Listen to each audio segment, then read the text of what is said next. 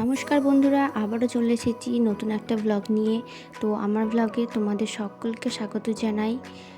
তো আজকে আমরা একটু বেরোবো। তো কোথায় যাচ্ছি, কেন যাচ্ছি, কী জন্য যাচ্ছি, সেটা সবটা তোমাদের সঙ্গে শেয়ার করব। তো তোমরা ভিডিওটা দেখতে থাকো। আর ভালো লাগলে, আমার ভিডিও যদি ভালো লাগে তাহলে like, comment, share and follow করো।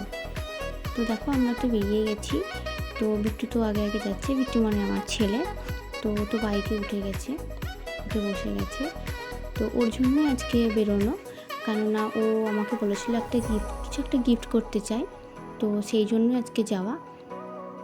তো মাদার্স ডের দিন গিফট করবে বলেছিল। তো সেদিনকে আমাদের বেরোনো হয়নি।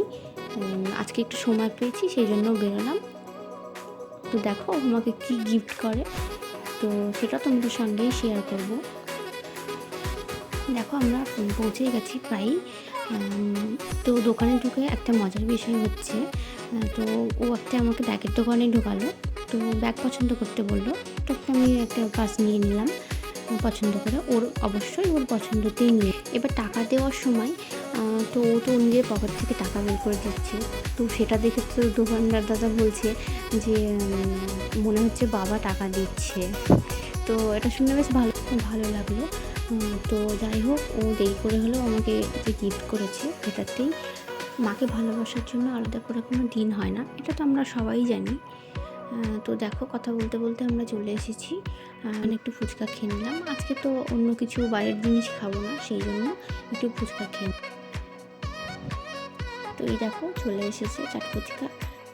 তো চলো এবার বাড়ির দিকে যাওয়া যাক। আর বাড়িতে গিয়ে তোমাদের সঙ্গে শেয়ার করছি সেই গিফটটা। তো তোমরা সঙ্গে থাকো, লাইক, কমেন্ট অ্যান্ড শেয়ার করো।